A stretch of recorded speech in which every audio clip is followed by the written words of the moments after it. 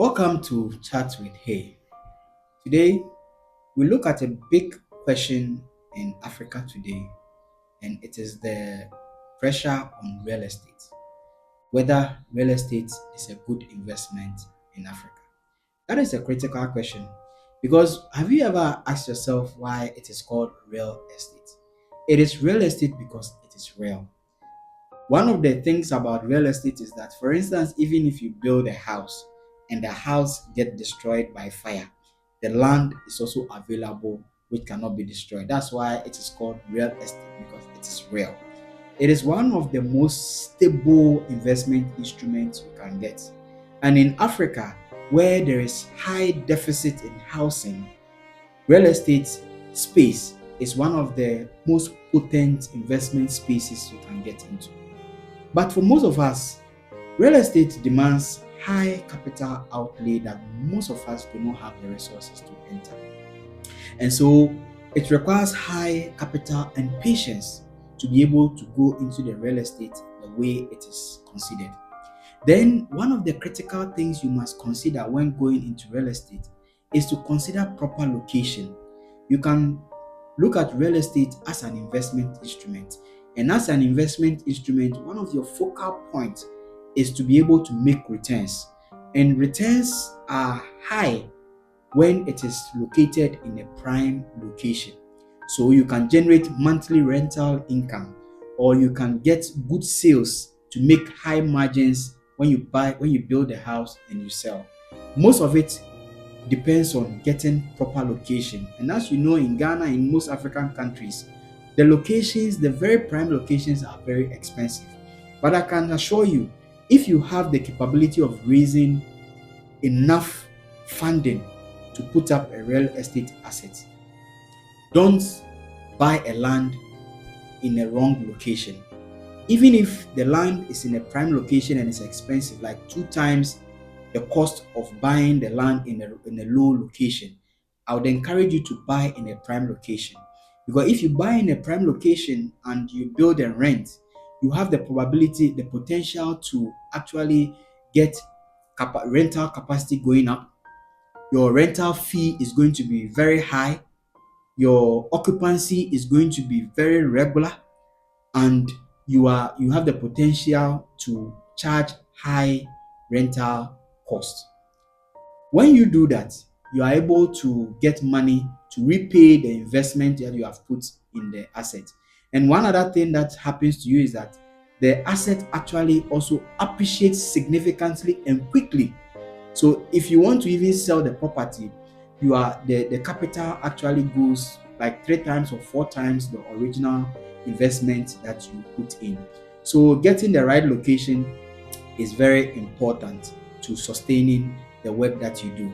The other thing that you must watch out for, even though real estate is a very important investment in Africa, and particularly also in Ghana because of the housing deficit, is to look at the documentation that come with real estate, the title documentation, and watch out for all the legal issues that you must identify.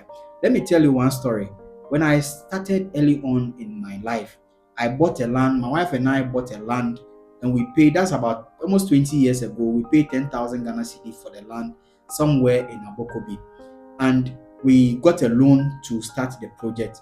After we started the project, it wasn't long. We put in about 70% of the loan that we are taking. We built the building. It got to almost the block work, almost lintel. One day I went there to inspect the building, and the building had been destroyed. Tax had come to destroy and broken down all the work that I had done because of land litigation issues. So I learned my lessons quickly.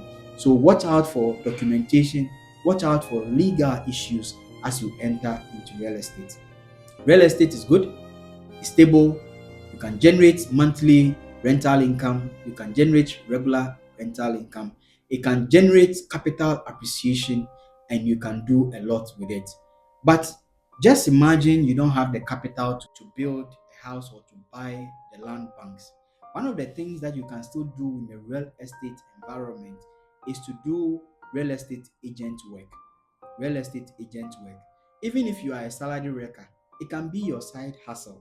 You can be on social media, go around and register a real estate agency organization, or you can decide not to even register.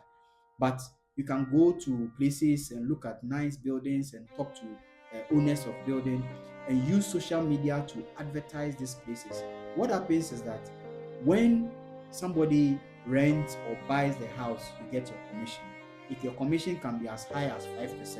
So just imagine you work in an organization, you earn salary, and through your agency work, you get somebody to buy a land or buy a house which is $100,000.